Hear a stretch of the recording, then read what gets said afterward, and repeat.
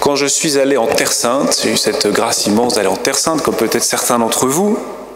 Quand je suis allé à Jérusalem, on m'a expliqué que, à l'époque du temps de Jésus, il y avait une carrière à l'extérieur de la ville, derrière les remparts, et que dans cette carrière, eh bien, il y a une partie qui n'était pas utilisée. On ne prélevait pas la pierre parce que ce n'était pas de la bonne pierre, elle n'était pas propice à la construction. Et donc on avait creusé tout autour pour prendre les bonnes pierres, mais on a laissé au milieu de cette carrière comme une colline, voilà, qui est une colline de pierres rejetées par les bâtisseurs. Et savez-vous comment s'appelle cette colline? Le Golgotha, le lieu du crâne. Ça vous rappelle quelque chose? C'est là que Jésus a été crucifié. Jésus a été crucifié sur la pierre qu'ont rejetée les bâtisseurs. Alors ces apôtres, quand ils ont vu cela, qu'ils l'ont vu crucifié là, et surtout quand ils l'ont vu ressuscité, ils se sont rappelés le psaume 117 que l'on a entendu.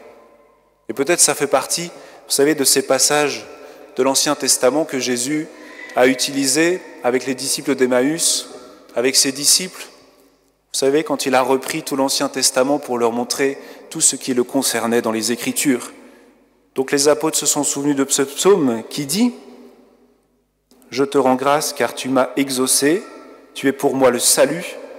La pierre qu'ont rejetée les bâtisseurs est devenue la pierre d'angle. C'est là l'œuvre du Seigneur, la merveille devant nos yeux. » La pierre qu'ont rejetée les bâtisseurs est devenue la pierre d'angle, c'est-à-dire la pierre la plus importante, celle qui tient tout l'édifice. Jésus a été rejeté comme la pierre du Golgotha a été rejetée par les bâtisseurs. Et par sa résurrection, eh bien, il est devenu la pierre la plus importante, celle qui fait tenir le monde, celle qui fait tenir l'Église, parce qu'il est le Sauveur. Et vous avez entendu dans la première lecture, Pierre utilise ce psaume quand il parle aux Juifs, quand il parle aux autorités du peuple, les chefs, les anciens qui viennent de l'arrêter avec Saint Jean, parce qu'ils viennent de guérir un infirme de naissance à la belle porte du temple. Et il leur dit, « Sachez-le donc, vous tous, ainsi que tout le peuple d'Israël, c'est par le nom de Jésus le Nazaréen, lui que vous avez crucifié, mais que Dieu a ressuscité d'entre les morts. C'est par lui que cet homme se trouve là devant vous, bien portant.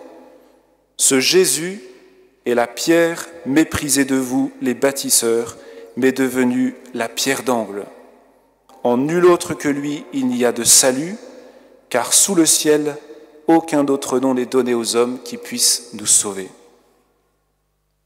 Vous voyez, Saint Pierre reprend ce psaume et il l'applique à Jésus. Jésus est cette pierre rejetée que vous avez rejetée, mais que Dieu a choisie comme la pierre d'angle.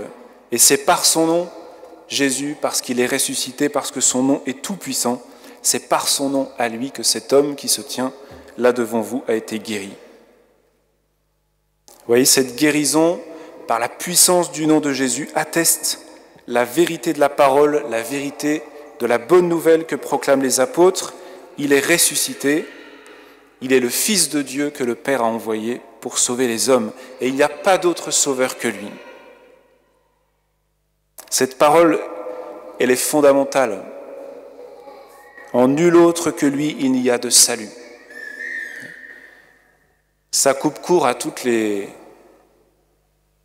idéologies ou toutes les pensées qu'on peut entendre parfois qui nous disent qu'il y a plusieurs voies de salut, que chacun peut être sauvé suivant la religion qu'il suit, voilà, qu'il y aurait plusieurs sauveurs, et donc ça ne servira à rien d'annoncer Jésus, d'annoncer l'Évangile, parce que finalement il y a plusieurs voies de salut. Ben non.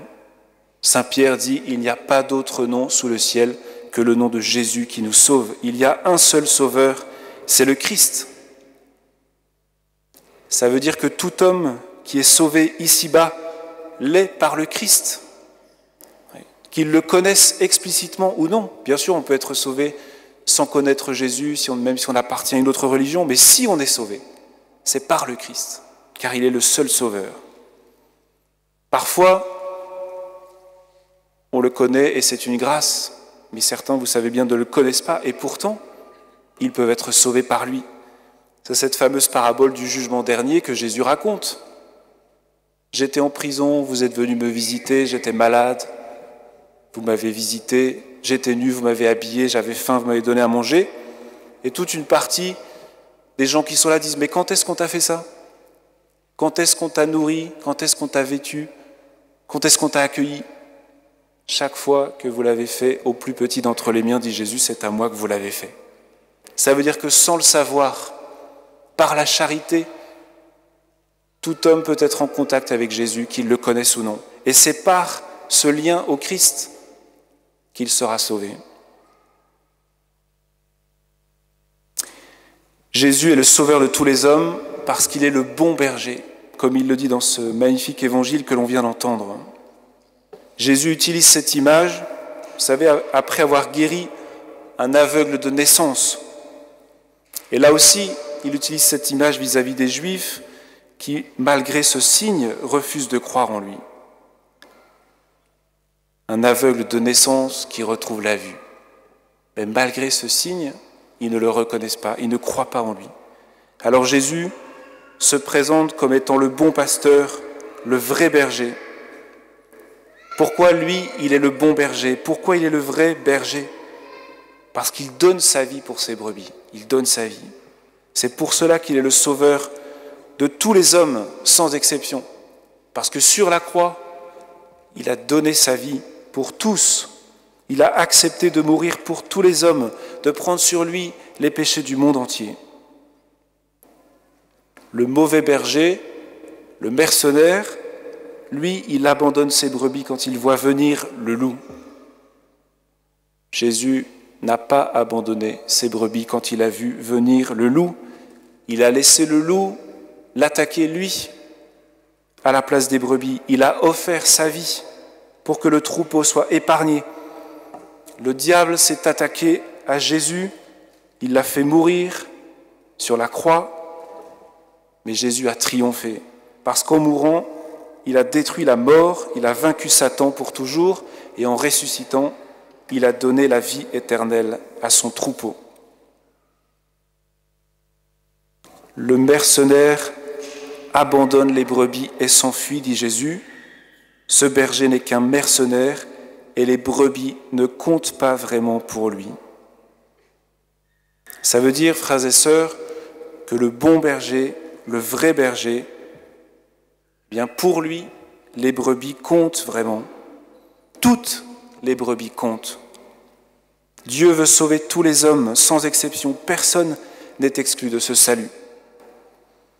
Donc vous tous qui êtes ici ce matin, que vous soyez des habitués, que vous soyez des paroissiens depuis toujours, que vous soyez des obélix qui sont tombés dedans quand ils étaient tout petits, ou bien que vous soyez des recommençants dans la foi, que vous soyez en train de rencontrer Jésus, que vous veniez de découvrir son amour, ou que vous soyez ici pour la première fois, que vous êtes rentrés ici peut-être par hasard, eh bien tous, chacun de vous, vous comptez infiniment pour Jésus, sans exception. Moi, je suis le bon pasteur, je connais mes brebis comme le Père me connaît. Elle est forte cette parole. Je connais mes brebis comme le Père me connaît. Le lien qu'il y a entre Jésus et vous est le même qu'il y a entre le Père et Jésus. Vous réalisez ça? Je connais mes brebis comme le Père me connaît. Ça veut dire, frères et sœurs, que rien ne peut vous séparer de son amour, qu'il ne vous abandonnera jamais, comme le Père n'abandonne jamais son Fils. Et cela, il vous l'a prouvé en donnant sa vie pour vous, sur la croix. Je donne ma vie pour mes brebis.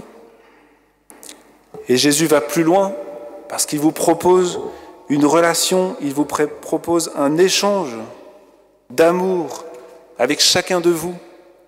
Il vous connaît, il vous aime et il vous donne la grâce à vous aussi de le connaître et de l'aimer en retour. Je connais mes brebis, dit Jésus, et mes brebis me connaissent. Je connais mes brebis et mes brebis me connaissent, comme je connais le Père et que le Père me connaît. Vous voyez, il y a cette même réciprocité entre le Père et le Fils. Le Père connaît le Fils et le Fils connaît le Père, qu'entre vous et Jésus. Il vous connaît et vous aussi, vous le connaissez. Et ça, cette relation d'amour, c'est un cadeau, c'est un don qui vous est fait. Ce cadeau-là, c'est l'Esprit Saint. Parce que c'est l'Esprit Saint qui unit le Père et le Fils. Et cet Esprit, il vous est donné pour que vous aussi, vous soyez dans cette communion avec le Père, avec Jésus et donc à travers Jésus avec le Père. Vous voyez ce cadeau immense qui nous est fait, d'entrer nous aussi dans cette relation infinie, immense, qui dépasse tout ce qu'on peut imaginer, de communion d'amour avec le Père et avec le Fils. Nous sommes dans ce temps de préparation à la Pentecôte. Ça veut dire que comme les apôtres, nous attendons le don promis, nous attendons l'Esprit Saint. Pourquoi nous l'attendons ? Parce que c'est lui qui nous fait connaître et aimer davantage Jésus et à travers Jésus le Père. Donc je vous invite à vivre ces quelques semaines qui nous séparent encore de la Pentecôte avec ce désir renouvelé de recevoir l'Esprit pour connaître Jésus davantage, pour l'aimer davantage. Parce qu'au fond, c'est ça le but de notre vie. Il n'y en a pas d'autre. Connaître le Père et l'aimer par Jésus, avec Jésus, en Jésus. Et puis Jésus dit, j'ai encore d'autres brebis qui ne sont pas de cet enclos.